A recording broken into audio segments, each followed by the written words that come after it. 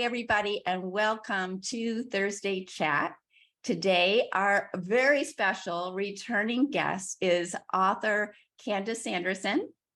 Those of you that are just meeting her for the first time will want to know she's written several books. I think all of them have hit the #1 on Amazon in certain categories. The Reluctant Messenger was her first one. The Reluctant Messenger Returns was her second one. And then her latest one, which I think most of us have read, it's a short ebook on an experience that she had after visiting the Monroe Institute. So we have always loved when you've been here before, Candy. You always share just such great wisdom. And the other thing I have to say, the thing I love about Candy is that she is practical, logical. She was a school psychologist. So, you know, some of these things seem really hard to believe, like out of the scope of what can be true reality. But because I know Candy so well, and I know her background, she is a straight shooter. She is not making any of this stuff up. And the way we can really believe something is when it happens to us. And she's had some of these things, really interesting things happen. So Candy, thanks so much for coming, and you can go ahead and unmute and I'll turn it over to you. Thank you, Kelly. It is great to be back, and it's good to see everyone. I see some familiar faces and some new faces, so that's great. But you know, what you're saying is so true. I mean, I was a trained psychologist, which meant that my whole life revolved around science. And unless I could experience something with my physical senses in my world, it just didn't exist. So all of a sudden, my world opens up, and I had to really shift my point of view. What I want to do today, though, I want to start off with a short meditation where all of us are going to temporarily step outside of our physical surroundings, and we're going to meet with our guides and angels. And in that meeting, we'll ask for a sign or a message. We can start a conversation to get to know them better. But before we do that, I want to share a little story with you.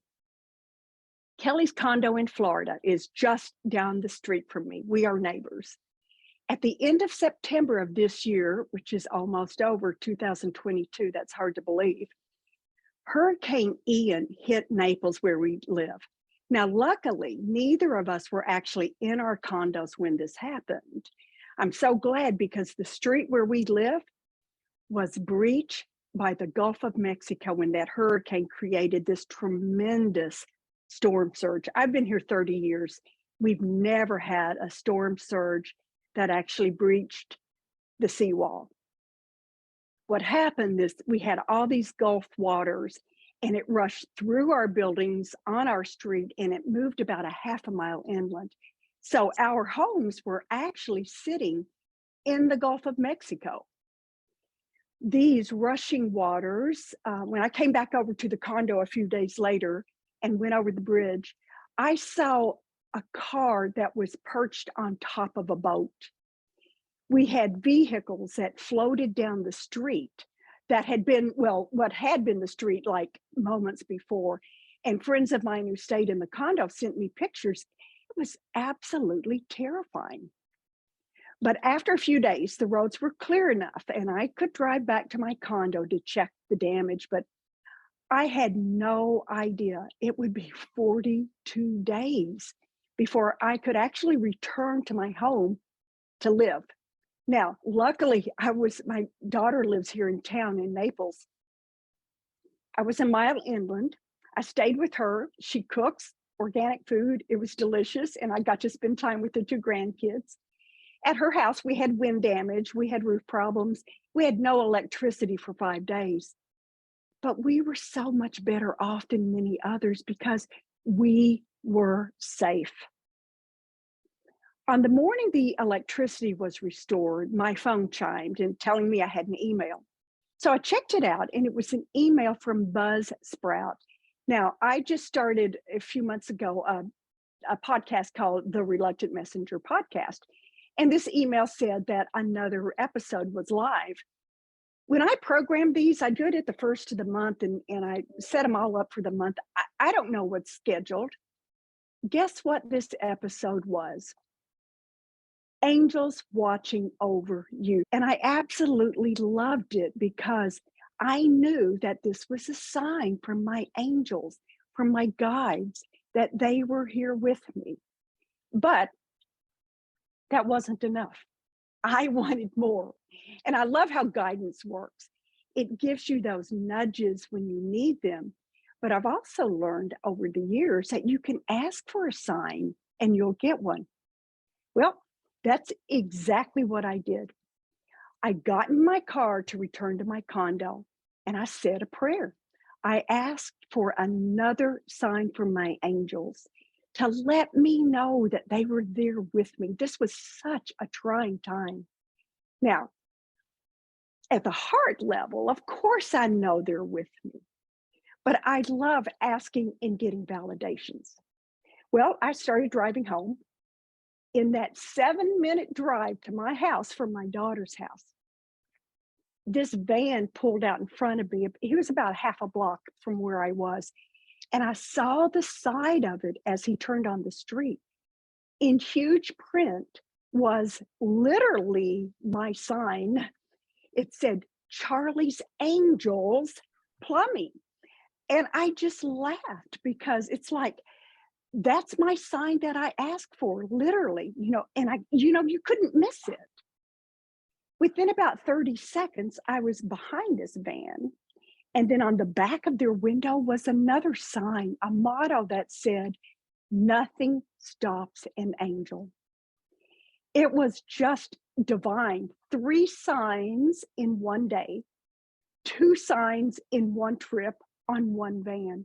It absolutely made my day. Now, the reason I'm sharing this backstory is because today's topic is about guidance and its many shapes and forms. In a moment, I'm going to lead us through a brief meditation to meet your angels and guides. It's an easy, very simple meditation. So because it's so easy and simple, you can do this every day, and it will help strengthen that connection to your guidance team. If you already know your guides, that's great. You might see those familiar faces, they might appear. But just be open. Be open for anything that occurs. Be open for something different. Over the years, I've come to know many of my guides, and there have been many. The new ones are always showing up just when I need them, whether I realize it or not. I do want to say one thing. Before we started this meeting, I secured this space by putting a protective bubble of light around us, shielding us from any low-lying energy. So we're ready to go. Here's our intention. We will meet with our guides and angels. We are open to receive a sign or a message from them. Okay, now that the intention is set, there is no need to go back and revisit it because that will only keep it close to us. Think of the intention as an invitation, one that we push out, we send out into the universe. And then it truly becomes a beacon that calls our angels and guides to us. So as I'm speaking, if you haven't already, get in a comfortable position.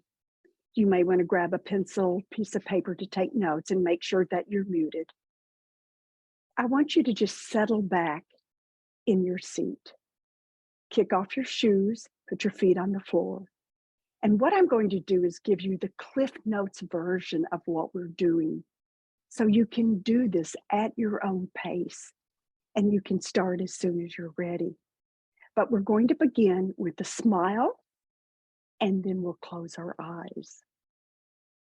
We will take a few, 3 or 4 very deep breaths, bringing our inhalations in through our hearts. We will watch that energy go throughout the body, cleansing our cells.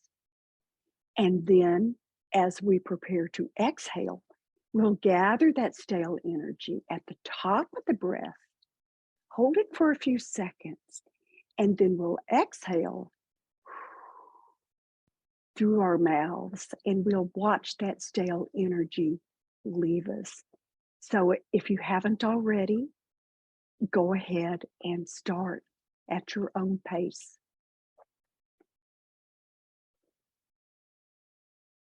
After 3 or 4 deep breaths, I'd like you to slip back into a comfortable pattern of normal breathing. If you have difficulty visualizing, don't worry. Just think the energy comes in through your heart and think of it cleansing your cells, and those thoughts will guide the frequencies. Continue smiling, bringing your breath in through your hearts. Relax and be open. Smiling, just the act of smiling, even if it is an act, raises your vibrations. It brings you closer to those guides we're about to meet. And our intention and this heartfelt breathing sets up a sacred meditative space, one that is aligned with the energy field of our guides. This has now become a shared space where our angels and guides can join us.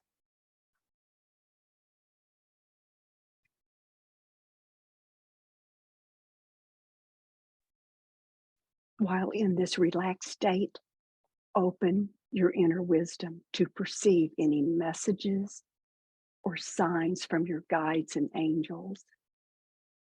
Right now, I can feel a shift in the energy of the room, and I feel tingles all over.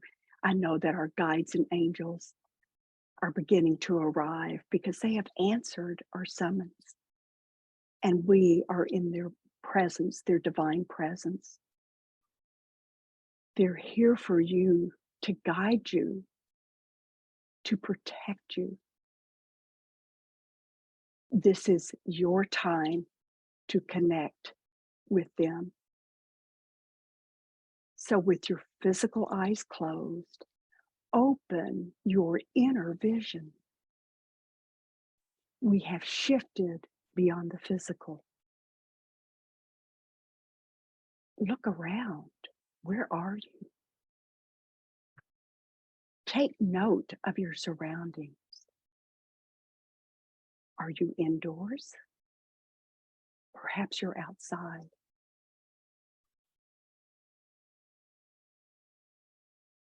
Are you sitting, standing, lying down?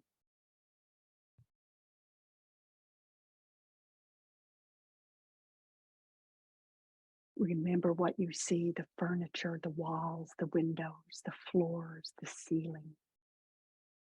If you're outside, the trees, the clouds.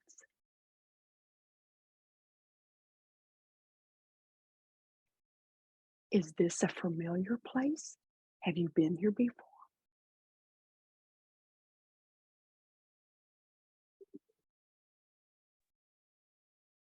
You may think you're making this up, and that's okay. Make it up. Be open, pretend. Using your imagination keeps the energy flowing.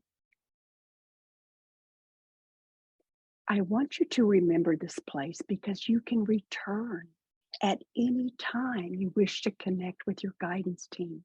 So check out the details, not only what you see, but what you feel and think. Just notice what you notice.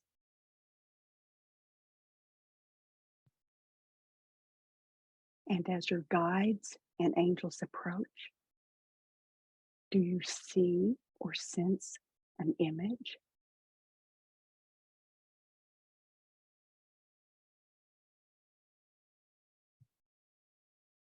When you feel connected to your guide or your angel, ask a question. Maybe they have a sign to show you, something to remember them by.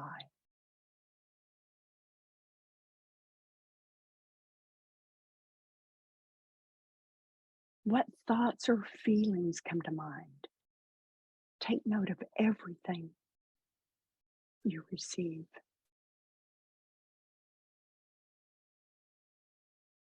Perhaps you have a question that's been on your mind. Ask them, see if they can clarify. Wait for a response.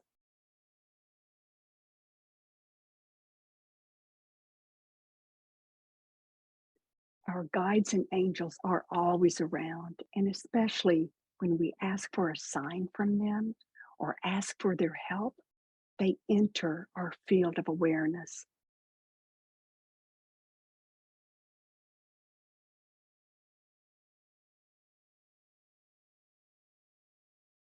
Continue your connection to spirit, and we'll sit in silence for a few more moments as you bask in these divine energy patterns of your guidance team.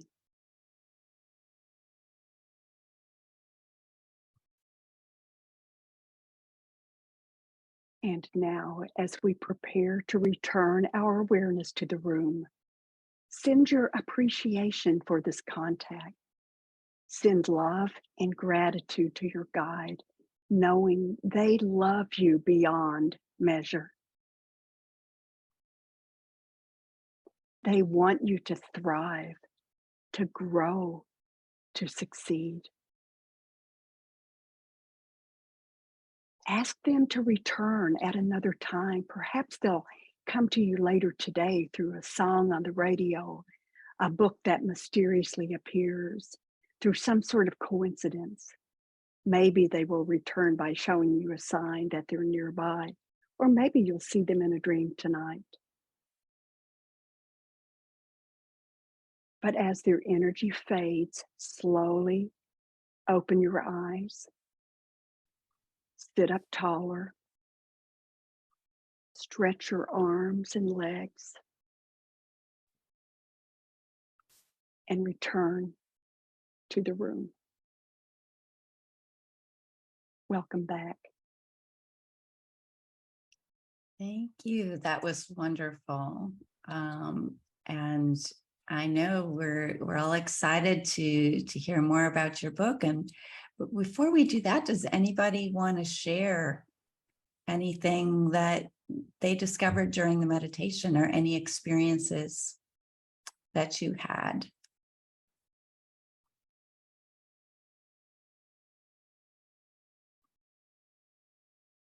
Jane? My dog was distracting me, so at least it worked very quickly before she stepped in demanding. Yeah, I immediately connected. I used to have a guide years ago. He showed up when I was on a weekend retreat in a meditation, and he's Native American. He always had two feathers, so I always called him Two Feathers. And sometimes he'd look like a young man like in his 20s, and sometimes a very elderly man. This time today, he looked more, I would say, like 50s. And he told me to reconnect with him because I had tried to reconnect with him in the past and couldn't. And gave me the image, a similar image that I've had before, where it's a mountaintop clearing with pine trees. But that was kind of in the background. It was just his physical presence that was there. And it was interesting when he first came to me in a meditation, I did like everybody else does. I was like, oh, I'm making this up. This is not real. And I had, at the time, we were all using Fitbits, and I had misplaced it for like weeks and couldn't find it. And I said, if this is real, I'm going to find my Fitbit. I got up from the meditation and I went into the kitchen, and I had a Lazy Susan that was black on my in the corner, and I immediately found it. And it blended into the bottom of the thing, so I couldn't really. I wasn't aware that it was there. And I went into a group that day, and I told a friend of mine the story, and she says, "Well, I can't find my Fitbit either." And I'm like, "Okay, I'll tell him." And don't you know, she found hers the next day. So it's all real. I love that. Thanks for sharing that, Jane. Anybody else want to chime in? I just want to say, Jane, that was a wonderful story. And this is so much how guidance works. If you ask for a sign, you will get it. I can remember I was in a meditation years ago, and we were going to meet our guides in this meditation. And the man who was leading this said, before we meet our guides, ask for something specific. So there was this one man in the group, and he said, and he lives in, like Cape Coral. So in Florida, we have no volcanoes. And he said, I want to see an active volcano. I want to see an active volcano erupt. And when I see that, I'll know that this upcoming meditation is true and genuine. So they go through the exercise, he meets his guides. And a few days later, he goes out to his mailbox, and the mail person actually gave him his neighbor's mail. His neighbor was a geologist, and there was a glossy magazine of a volcano erupting. So he got his sign. And what I love about this is you can ask for something specific like that, or just ask for a sign, whatever, and you just let it go. It's like our intentions. We let it go, and then our angels and guides, the universe, they work their magic for it to manifest. So you found your Fitbit, Jane. That's perfect. And then your friend too. That's excellent. Yeah, Robin. Yesterday, I was having a therapeutic massage, and I go in and out of twilight when I'm that deep. It's very meditative, and I didn't know what this was at the time, but I do now. A woman walked in to the room, and it was a group of women, and she walked in, and it must have been you, saying, "Good morning, how is everyone?"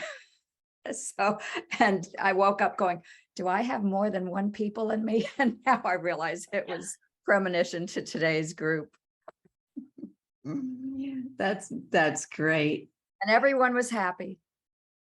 Yes, as we generally are in this group. That's the greatest thing. Yeah.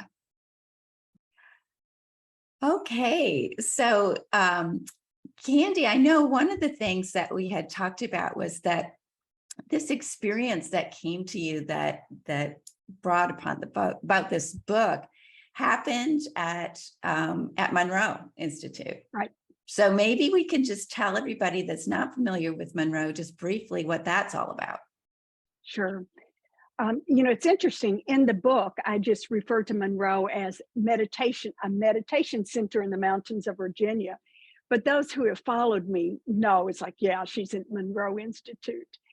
But I was attending a brand new program called NDE, Near Death Experience Spectrum.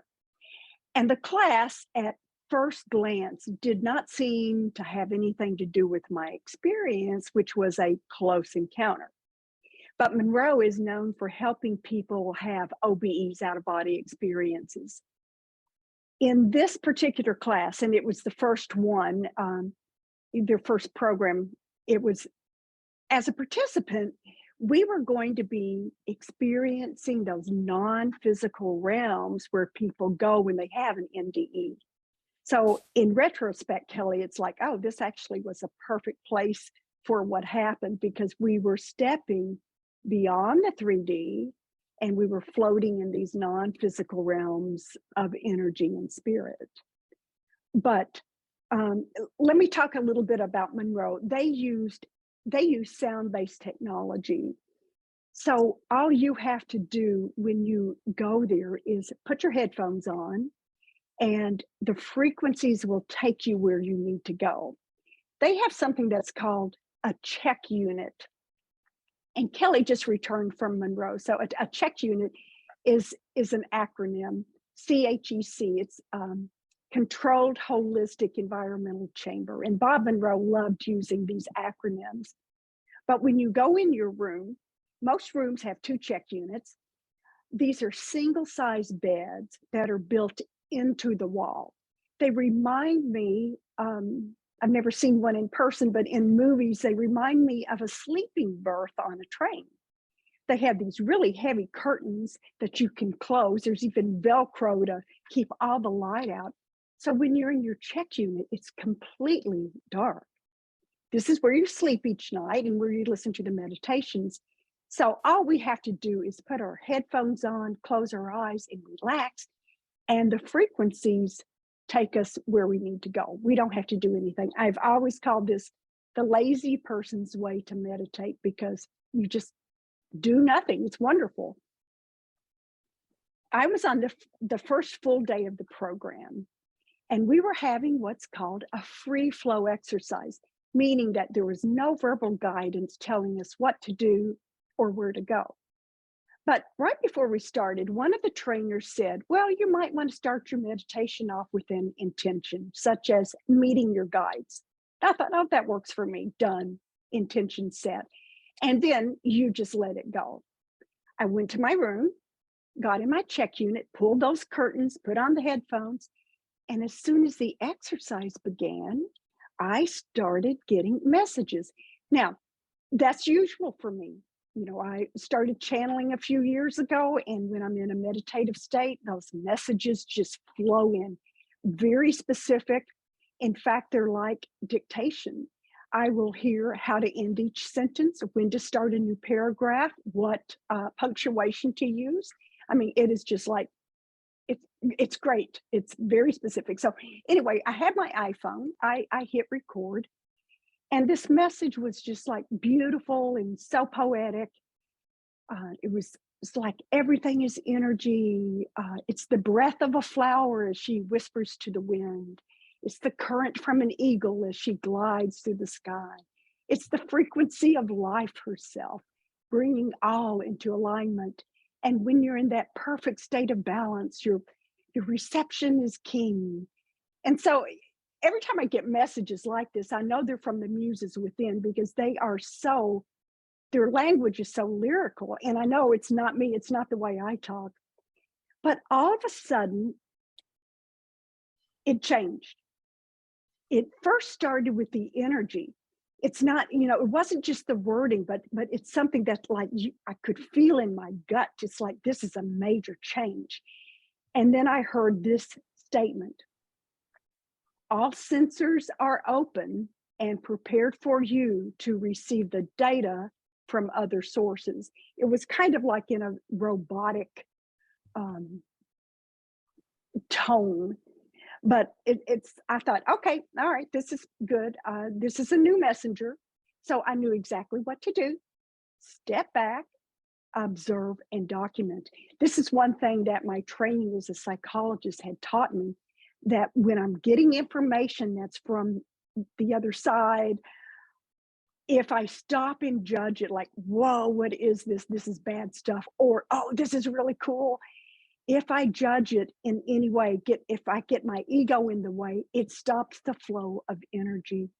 So my training as a psychologist taught me to be that objective observer. So I backed up, made sure my recorder was on. That way I could describe the experience, and I wouldn't have to remember it, wouldn't have to work so hard to remember it. So imagine this: I'm both the observer who's recording what's happening in real time, but I'm also participating. So I still have to kind of push aside that natural inclination as a psychologist to analyze it. But it's like, okay, I'm going to shelve that thought because I can go back later. What happened first was I slipped into what I can only describe as a small flying machine, a personal, very personal aircraft. And it was molded exactly to my physical form. I remember when I lived in Kentucky and it would be so cold, I had this pair of leather gloves that I loved, and you would slip them on, they'd be so tight, but once you got them on, it was a perfect fit. It was just like that, slipping into a buttery soft pair of gloves. Now, I felt and saw. Now remember, I'm actually what's called bilocating into 5D, because I'm the observer and the participant. So the observer me saw this electrical current coming in from the aircraft that surrounded me. And it just began to pour through my body, from the skin coming inward. And I actually saw these sparks that flickered and sputtered like an electrical short. I even smelled with my real nose that ozone smell when you fry an electrical circuit, you plug something into the wrong cord. But let me go ahead and stop here. I know this sounds bizarre. I know this sounds nuts because I felt the same way too when this first happened. But I've learned to trust what I experienced because so much of what I've received, I can validate. But once again, keeping judgment aside, I just went with the flow. The next thing is my body like melted into and liquefied into the skin of this machine. There was no longer me. I had no boundaries. There was nothing that separated me from the aircraft. We had become one. Now, the message continued and I recorded it. And these messengers identified themselves as, they said they were from a galactic council of light. I thought, okay, whatever that is. And that they were, quote, adjusting their frequency so they could better communicate with me. Now, I want you to try to picture what I'm describing. I'm lying on my back in my check unit. My arms are at my side. All of a sudden, there are two humongous waves of energy that rush through me at the same time. The first one starts at my shoulders. The second one starts at my hips. And they rush down my arms and legs, and energy burst out through my hands, through my feet simultaneously. Now, I did not understand this in real time. I'm only recording it. But weeks later, when I came home and I transcribed the dictation, I had this like unbelievable moment when I realized this was a new perspective and it gave me cold chills.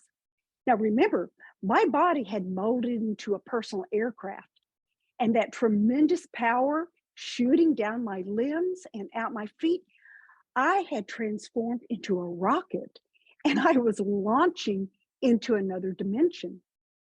If I had not recorded this and looked at it later, that would have escaped me totally.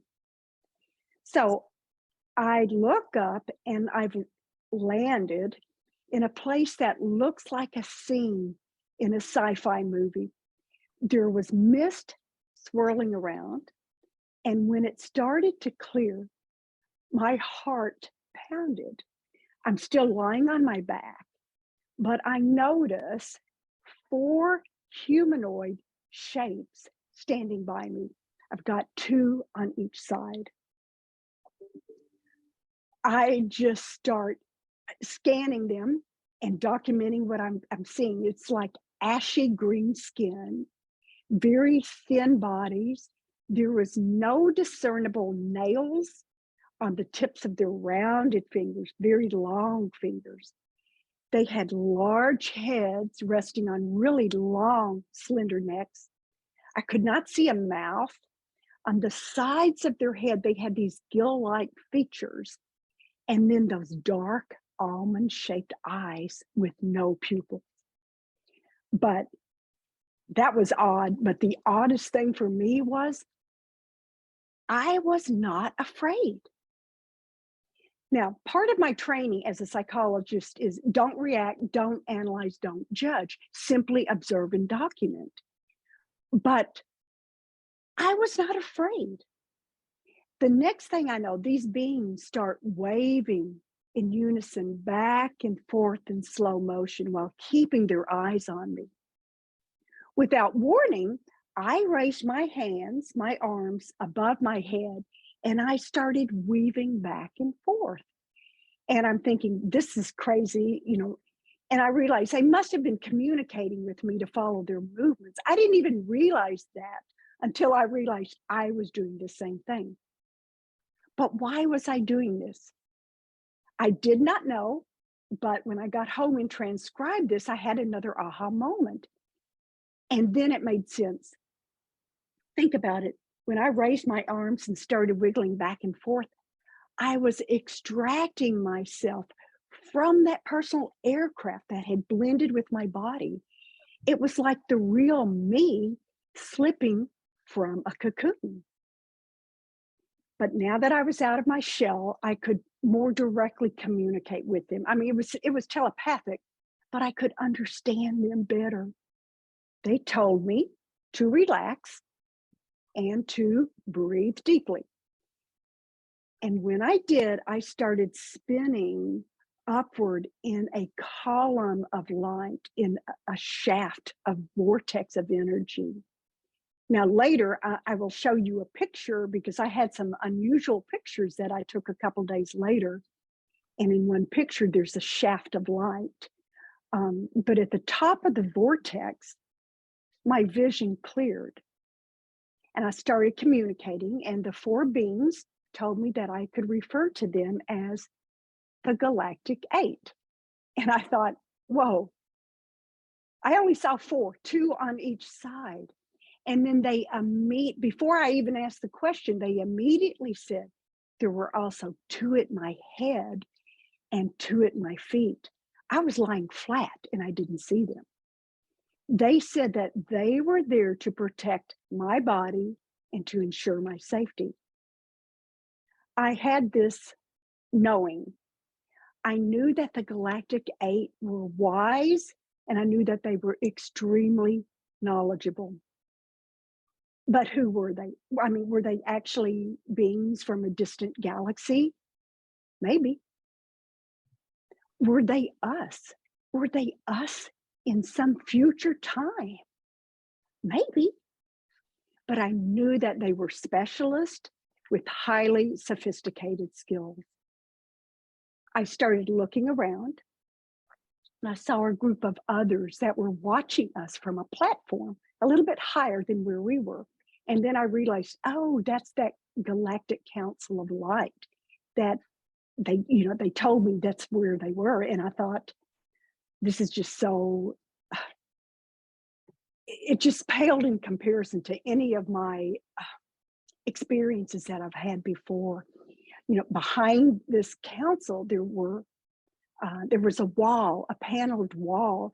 And although I really didn't see anything, I had this knowing that I think that's where their instruments were, that was a panel of their instrumentation panel. And the Galactic Eight then began to examine me. But it got weirder because it was with my permission. They kept telling me to take deep breaths. And they said, I mean, I know the deep breathing relaxed me, but they said they also gleaned biologic data from my breath. And again, each step of the way as they're doing this, I felt comfortable and I knew I was in control and I could decide when I had enough. While lying there, the four beings that I could see suddenly in unison looked away and looked up. And so I followed their gaze and I saw this emerald green dot floating in midair.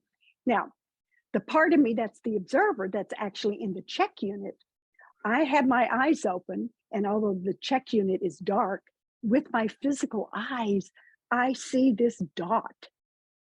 It comes down and it hits me right here at the jugular notch, right at my throat. Then I realized, oh, this is a laser. And it zips all the way down my chest to my pubic bone. So I realized they were looking inside of me. And I didn't feel anything. Once again, I was okay with this. It sounds like it's terrifying, but it wasn't. They were curious about me. They were exploring, but this felt respectful. And it sounds strange, but it was almost sacred. And then another green laser comes from the ceiling to my chest, and it moves across horizontally across my shoulders. And where the two lasers met in the middle, I saw and felt a glowing green ember. It was like a green beating heart. You know, it's interesting because the location of it in my body was my heart, and green is the color of that heart chakra. Then I realized, and I think I realized because they told me telepathically, that this was a homing beacon. They could find me and I could use this to locate them. Now, there's something something else I want to share. Every time I transitioned from that machine into the vortex, out of the vortex into the place where I first met them, when it cleared again and I could see the entire council, every time I had a transition during this, I started getting these beautiful hypnagogic images, these beautiful purple and lilac swirls. And the reason I'm telling you that is a couple days afterwards, I was taking pictures outside in the dark.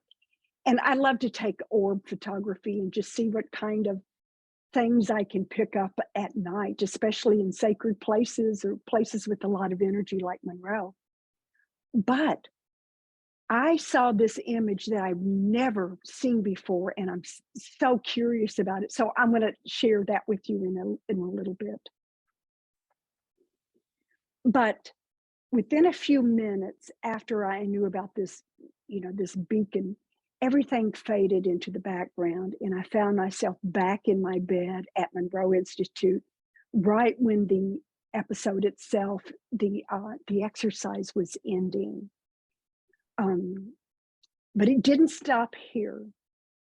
A couple days later, still at Monroe Institute, I woke up a little bit before 4 in the morning when I rolled over on the large headphones that we use for the meditation.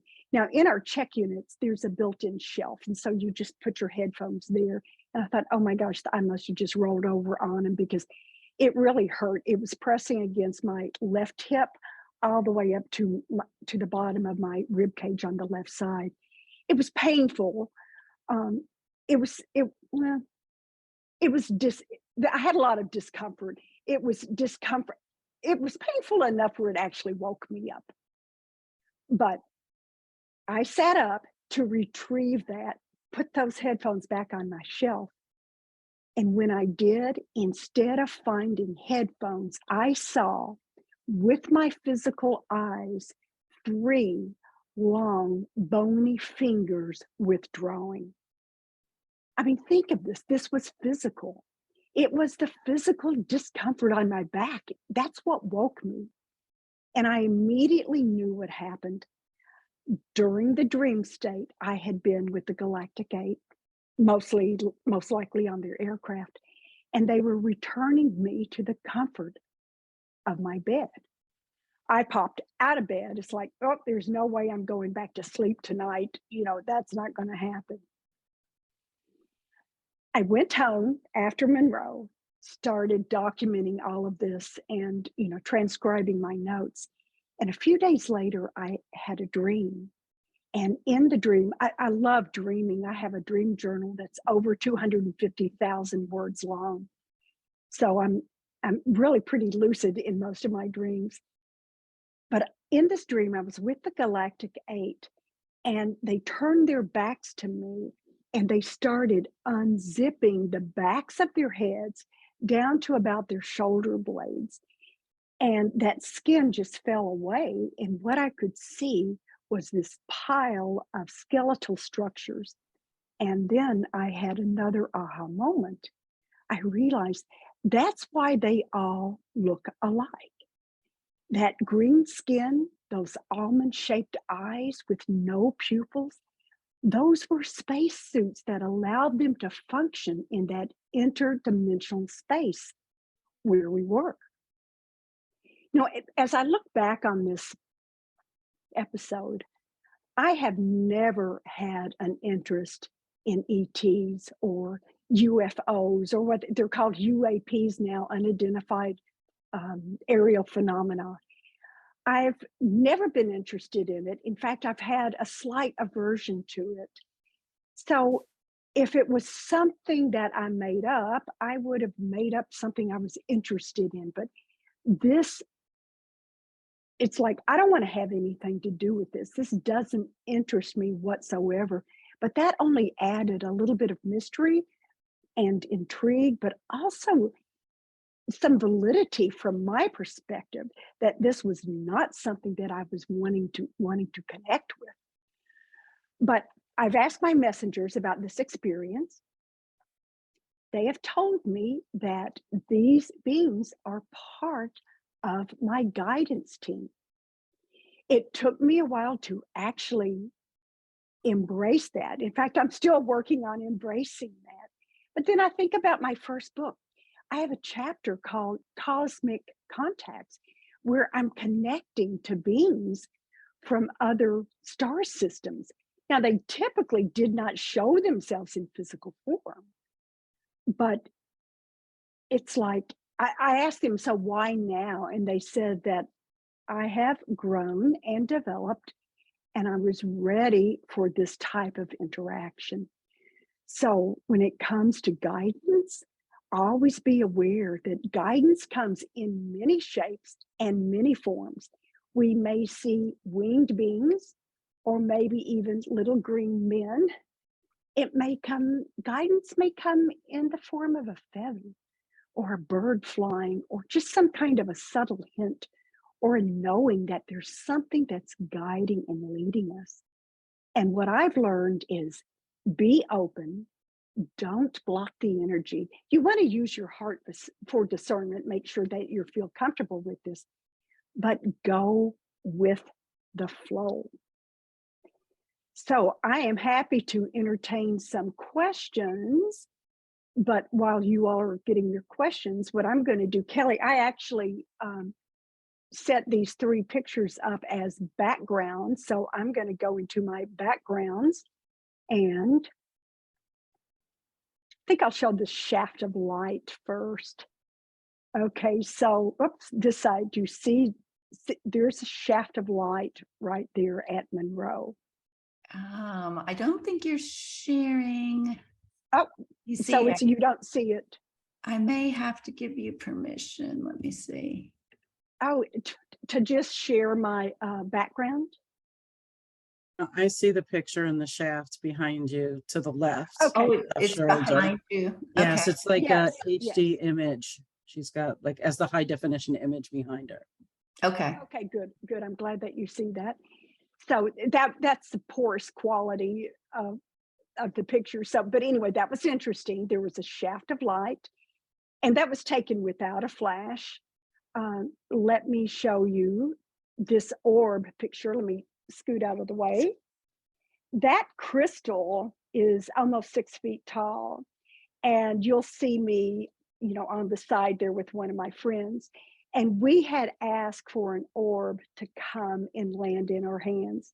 We had 3 pictures of it coming in one direction. Now, I did use my filter. I made the picture a little bit lighter, making it easier to see that orb, but that was just an amazing orb. But now let me share with you. I'm going to just step out of the way. This is the strangest picture that I've ever seen. This was the exact colors that I'd seen, those hypnagogic images. You've got that beautiful purple mist. And if you look closely, I zoomed in on it. I don't think you can see it, but there's actually a shadow on the ground where you have the footprint of this. And in all the years that I have taken pictures, I've never had a photograph like that. I have a hard time describing and trying to figure out exactly what that is. But I just thought it was fascinating. Wow. Yeah, those are really fascinating. And besides me, I see there are at least 3 others on this call that have also been to Monroe. So I know when she was showing the picture of that big crystal, we could all just picture ourselves there. And wow, in the one where the orb was so huge behind you. Yeah. Really interesting. So we have a few minutes here. Who has questions that they'd like to ask Candy? Sally, are you I trying? have a question. Okay. Yep, go ahead. So how do you feel like this has changed you in your daily life? Like it just sounds so fabulous and amazing, but you're already very connected and aware. So I'm just curious. Right. Well, what I had to do is really look at my like spiritual skill set, I should say. You know, when I first started channeling, that was in like August 28th, 2013. I'm driving to work and all of a sudden my world opens and I start channeling. I don't believe it at first, but all the information that came in, there was so much that I could validate. And that was a life changer for me. I realized I could no longer be that grounded psychologist who only believed what her physical senses measured. So I had changed significantly when that happened. But then when these little green men came to me, it's like, oh my gosh, what is this? I mean, it would take a lot to shock and surprise me. And that's what happened. When this first happened and I am having this encounter with them, I'm thinking, now what do I do? We went downstairs, to debrief, and I had the option of sharing with this group, and I knew some of these people, but not all of them, sharing with them what happened or keeping my mouth closed. And there was that part of me that said, they're going to think I am so weird and so strange, and this is crazy. Maybe, Candy, you should just keep your mouth closed. But then I realized that that's being very disingenuous, and I knew I could figure it out later if I needed to. So, and Monroe is such a safe place to go because they hold you in a sacred space. So I felt comfortable in sharing, and so I did. Now, since then, I've realized that I can still be surprised by spirit. I mean, I guess I needed a knock in the head to tell me that, and that our guidance truly comes in different forms. And although I try not to just believe something and let it, organically present itself in whatever way it is, I had just put my messengers in a box, and if they didn't fit within that box, I wasn't comfortable in expanding. So it's taught me that I have a lot to learn. And I've had people say, weren't you just frightened? But then using your heart for discernment and realizing that your guidance team will help guide you on a path that's the most beneficial for you and sacred if you just listen to your heart. So I kind of rambled there, but I hope I kind of addressed your question. Thanks, Robin. Penny, you had something.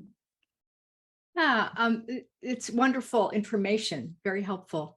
Have you contacted them intentionally since then to do work with them or get information? That's a great question, Penny. And typically, I don't contact my messengers because I love it when they just organically come to me. It feels more genuine. And I know that I can, but I have not. But I don't do that with my other messengers either. But one day, probably 3 weeks ago, I had a dream, and they were in my dream. And they said I needed to contact, I'm not going to use the name, but it's a lady who used to live in Naples, who owns a new age bookstore. She's now moved to Tennessee. And I just needed to connect with her and tell her my story about, my close encounter. I thought, okay, here we go. So I texted her the next morning, and she wrote right back to me. And I told her the ET story real quickly. And she said, you can't believe where I am. I mean, I figured she was in Nashville. She said, no, I'm in Mount Shasta. And we were getting ready to go up the mountain. Of course, Mount Shasta is a place where people go and to look for ETs.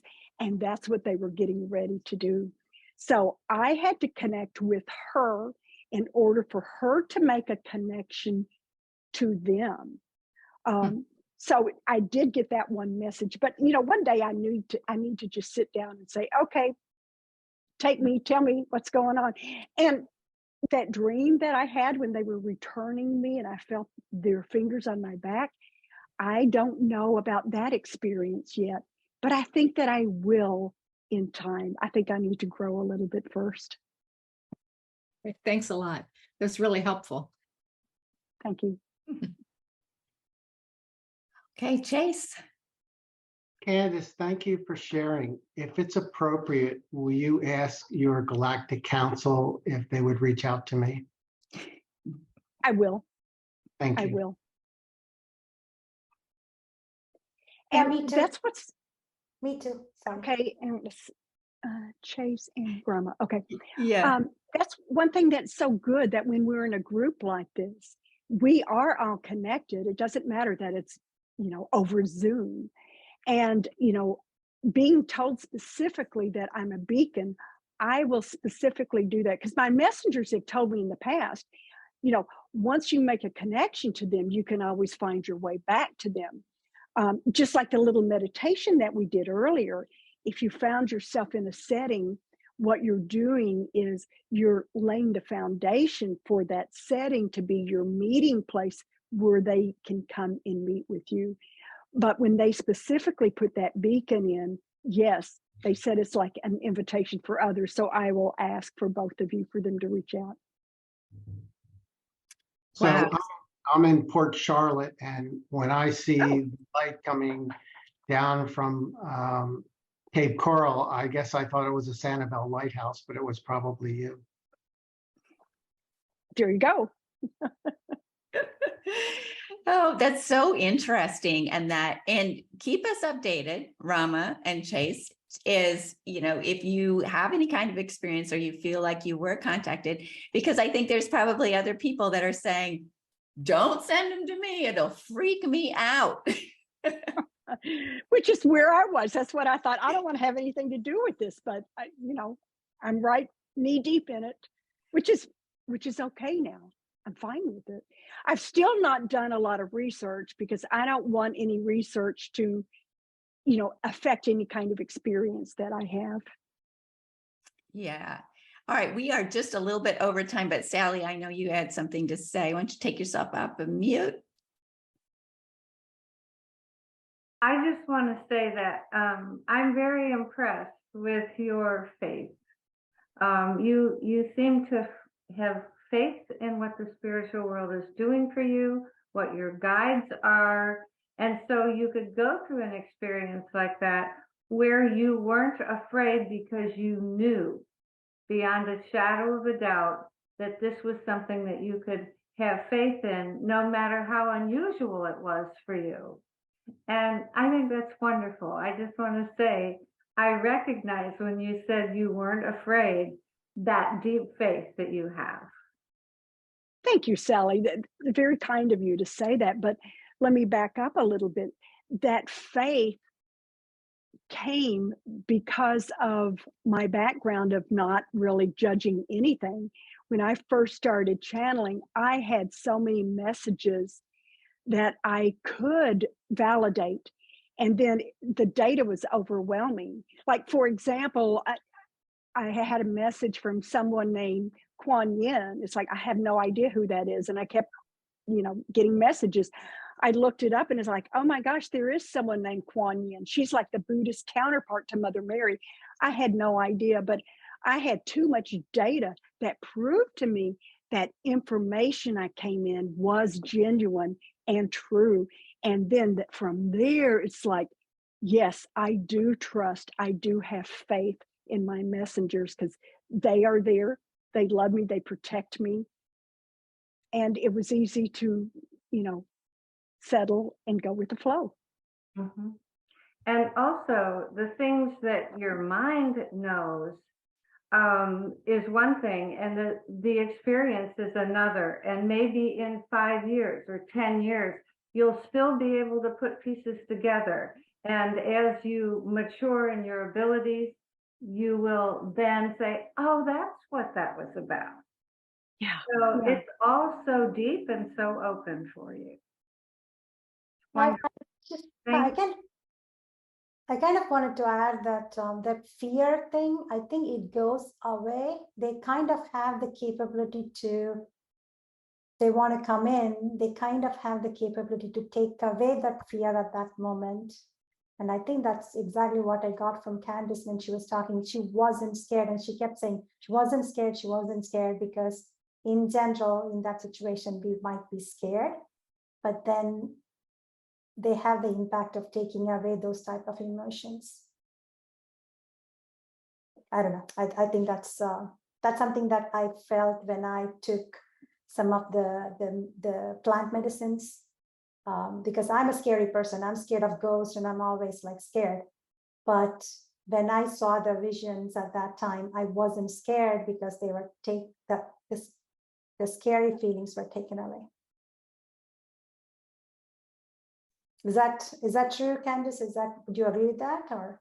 I agree with that. You know, with me, putting your ego in, the little me, the personality, the one that gets scared when something happens, I let that person just go to the side, and I allow the energy to flow in.